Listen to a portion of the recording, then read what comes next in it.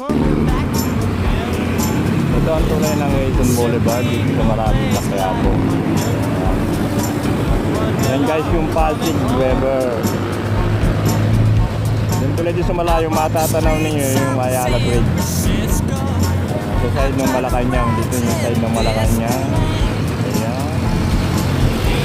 So yung tulay na nag-uugnay dito sa pagkagaling mo ng City Hall papunta ka Quiapo Yard. Baba natin Quiapo Yard. Ito yung isa sa kinuhanan ng eksena dito sa Sergey na Batang Quiapo. Sa likod ko, alam sa likod ko dito yung pinaka-central ng postal office ng Pilipinas na